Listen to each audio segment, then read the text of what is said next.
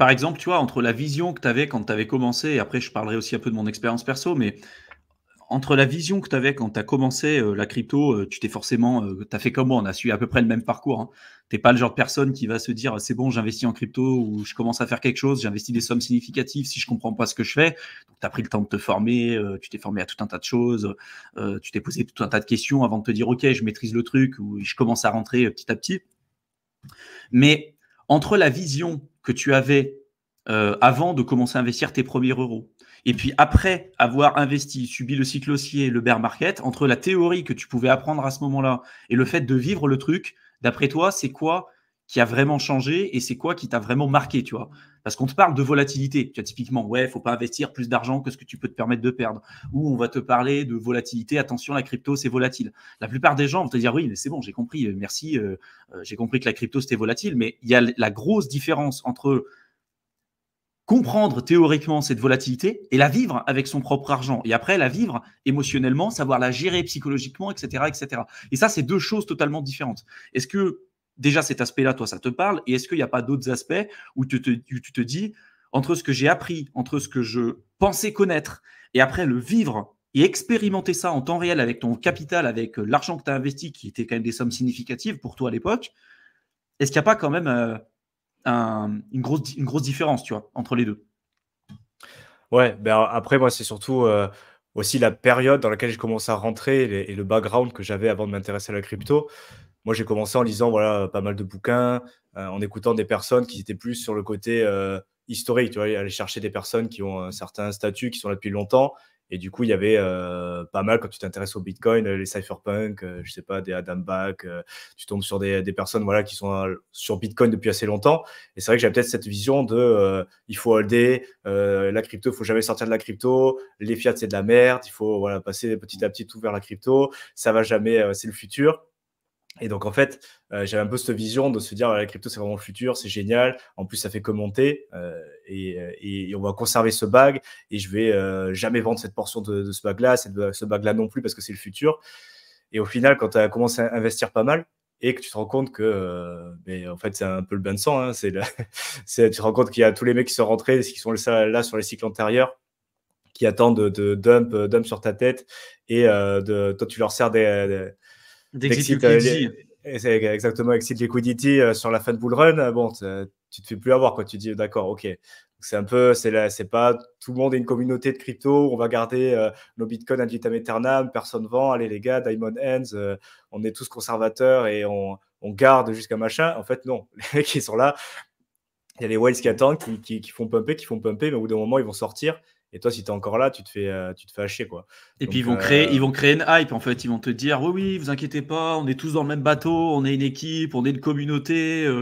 Comme tu dis, on est les Diamond End, on est là jusqu'à la fin. Vous inquiétez pas, on va rester jusqu'au bout. Pendant que ces mecs-là te disent hold, continue de DCA, t'inquiète pas, on va soutenir le prix. Eux, ils te donnent sur la tranche quoi. Donc ouais, c'est clair. ouais, puis même après, quand tu vois les. Faut le voir, mais je me rappelle de ça. Je sais plus si c'était BitBoy, je sais plus quel influenceur, voilà, qui depuis est tombé.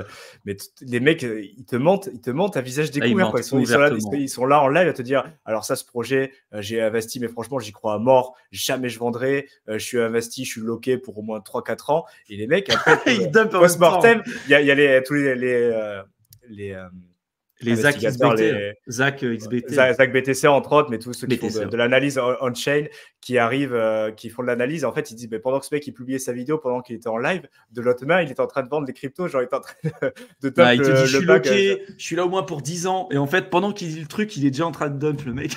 Ouais, c'est ça. Et donc, en fait, tu te rends compte que il y en a qui appellent ça un PVP, donc player versus player, et c'est vraiment ça, en fait. C'est ça. Il y a les mecs qui sont là, qui ont des connaissances, qui ont les bags, qui sont prêts, ils attendent le bon moment et ils sortent. Et toi, t'as le noob qui arrive avec son petit bag, ses petits moyens, ses petites connaissances aussi, il se fait détruire, quoi, parce qu'il a acheté sur les plus hauts.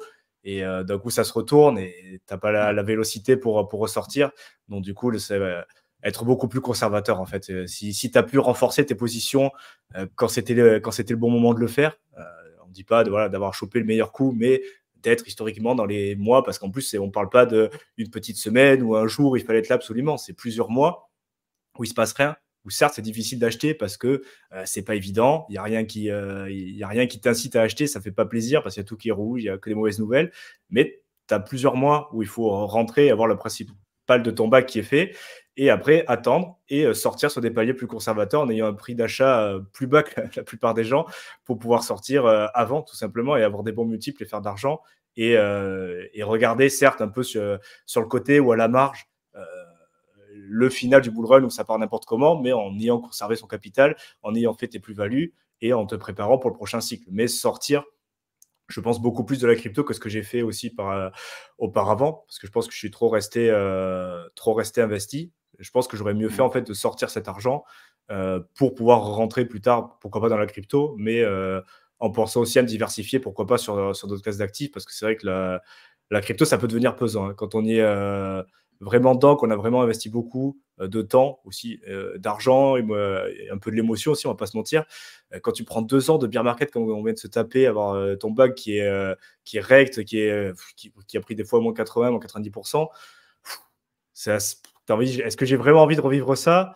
On en parlait en off aussi, tu vois, mais est-ce que j'aurais pas mieux fait de sortir une partie en stablecoin et pourquoi pas diversifier ou au moins voilà, sortir du marché, se mettre en poste, se protéger aussi mentalement et financièrement, et on verra les fondamentaux, on verra, on continue de faire une veille de marché bien évidemment, mais quand on estime que c'est le moment de rentrer, on re-rentre. Et c'est aussi pour ça qu'il n'y a pas d'urgence, parce qu'on dit, bon, tant pis, si j'ai loupé des opportunités sur ce cycle, même si j'ai réussi à conserver mon capital et ma plus-value, je sais qu'au prochain cycle, il y aura d'autres choses. Voilà, à chaque cycle, il y a des nouveaux schémas narratifs, il y a des nouvelles technologies qui vont tout révolutionner, qui vont faire pumper, qu'on va retrouver ou pas au prochain cycle d'ailleurs, mais dans tous les cas, des opportunités, il y en a tout le temps qui vont se créer. Donc le plus important, c'est d'avoir le capital pour pouvoir en profiter et pas se précipiter à se dire, là, par exemple, le schéma narratif, c'est ça, il faut absolument que j'investisse, tout claquer là-dessus, se rendre compte que ça fait un push monumental en début de cycle, et au final, après, ça va retomber comme un soufflé, et il y a d'autres schémas narratifs qui vont arriver, et toi, tu seras là avec ton bac qui vaut plus rien, plus de balles dans le chargeur, pour pouvoir choper des bonnes opportunités. Et donc, voilà, c'est clair. Il y a un truc vraiment à retenir, tu vois, parce que là, tu parlais de volatilité et ton bac qui baisse beaucoup. On va répondre. Il y a une question aussi à Yadi que j'en parlerai juste après, mais en fait, quand on parle de volatilité, ça dépend sur quel actif vous allez être. Hein. Toutes les cryptos sont volatiles. Mais quand on parle de volatilité, par exemple, sur des altcoins, si vous tombez dans la mentalité en tant que débutant, Diamond Hand, on est tous dans la même équipe, on va faire en sorte de révolutionner le truc, on va en parler de partout, et vous dites c'est bon, je ne vendrai pas, je suis là pour le long terme et tout, vous ferez partie des personnes au final qui se feront avoir et qui perdront presque exclusivement l'intégralité de leur capital sur le cycle baissier. Et si on vous dit ça, c'est parce qu'il y a la plupart des altcoins, de toute façon, quand on est en tendance baissière, se font éclater. Mais se font éclater. Je veux dire, le Bitcoin perd beaucoup de valeur, l'Ether perd beaucoup de valeur, mais les altcoins, c'est une oblitération, en fait. C'est une annihilation. Je ne sais pas comment on peut dire. Ils sont annihilés. On va y arriver. Ils sont annihilés en bear market. Et juste pour vous donner un exemple, c'est-à-dire que si aujourd'hui, vous achetez, on prend le cas de 2021, vous achetez un altcoin, vous dites, OK, je l'ai acheté sur la fin du cycle 2021, je l'ai mal acheté. Bon, vous l'avez acheté à un prix spécifique, et puis le prix commence ça augmente un peu, donc vous dites, c'est bon, ça marche, vous ne vendez pas. Ça revient au niveau initial. Là, vous dites, c'est bon, c'est qu'une correction, ça va augmenter. Au final, ça ne augmente pas, ça fait que baisser. Là, vous descendez en dessous de votre prix d'achat. Ça continue de baisser, Et là, psychologiquement, c'est compliqué parce qu'il faut accepter sa perte. Donc là, vous vous transformez de quelqu'un qui voulait gagner de l'argent rapidement en quelqu'un qui, tout de suite, est un fervent défenseur du projet et qui aime la technologie et qui devient un holder long terme avec une stratégie. Quelqu'un qui va te dire, moi, maintenant, c'est bon, j'ai une vraie stratégie, je fais du DCA et j'investis sur du long terme parce que j'ai compris mon truc. Sauf que sur la plupart des altcoins, c'est un truc qui ne fonctionne pas. Et pour vous donner un exemple, un altcoin, pour l'exemple que je vous ai donné un petit peu plus tôt, si vous achetez un altcoin au pire moment, ou l'un des pires moments, en fin du cycle haussier, si vous vous dites, je garde ce projet-là, vous avez de très, très, très grandes chances que de toute façon, il ne redépasse jamais son précédent plus haut. Donc, soit il va falloir recharger au bottom avec un très gros risque que ce projet ne remonte jamais. Et en plus de ça, sachez que en général, au plus bas ou quand le marché a vraiment capitulé, quand le Bitcoin a atteint son bottom, les altcoins se sont fait éclater, vous avez la possibilité, avec 10 fois moins d'argent, d'obtenir un bac qui est presque 10 fois plus important que ce que vous auriez eu au sommet du cycle haussier sur certains altcoins. Vous imaginez, il y a un facteur qui est énorme, quoi. Pour 10 fois moins d'argent, vous pouvez augmenter sur un facteur de peut-être 7 ou 8, voire même 10 fois. Moi, ça m'est arrivé sur certains altcoins, de faire le différentiel et de me dire, punaise, pour 10 fois moins d'argent, je pouvais avoir un bac 10 fois plus conséquent que ce que j'avais acheté au top de 2021 ou sur le mauvais cycle, en fin de cycle de 2021. Et c'est ça, quand on parle de volatilité, c'est ça, surtout sur les altcoins. Donc, quand il y en a certains, par exemple, comme Yannick qui nous dit combien de pourcentage de vos BTC et d'Ether vous ne revendrez pas par palier et garderez pour le long terme, ça dépend clairement de l'approche. Et je pense que cette approche-là, on peut en effet en parler pour le cas du Bitcoin et de l'Ether, parce que ça reste des grosses crypto-monnaies qui ont de très grandes chances et de très grandes probabilités de redépasser leur précédent plus haut lors des cycles qui suivront. Mais si vous appliquez cette approche-là sur 99,99999% des altcoins, et surtout des altcoins qui viennent juste de se lancer, hein. Vous vous souvenez du live qu'on a fait avec Théo là, sur le début de la semaine, où je vous avais parlé des coins de cycle 1 avec des nouveaux schémas narratifs, ou des coins de cycle 2 avec des anciens schémas narratifs. Si vous êtes sur des coins de cycle 1, donc qui viennent juste de se lancer, qui n'ont pas encore connu un cycle complet, avec un nouveau schéma narratif, c'est généralement ceux-là qui vont pumper le plus tôt et qui vont offrir les plus gros rendements. Par contre, c'est là où il va y avoir le plus de risques, et c'est là aussi où vous avez plus de chances de garder la patate chaude à la fin avec des projets. Si vous vous dites sur ce genre de projet-là, vu que vous n'avez aucun recul, je les garde sur le long terme, je reviens dans 5 ans ou dans 10 ans, c'est bon, je vais forcément gagner de l'argent parce que maintenant j'ai compris, je ne vais pas faire du timing de marché, je vais faire du DCA, je vais renforcer en bear market et tout. Vous avez beaucoup plus de chances au final de perdre de l'argent parce que souvent, c'est des projets qui remontent jamais, qui passent même pas un cycle complet. Donc vraiment, soyez très, très, très vigilants par rapport à ça.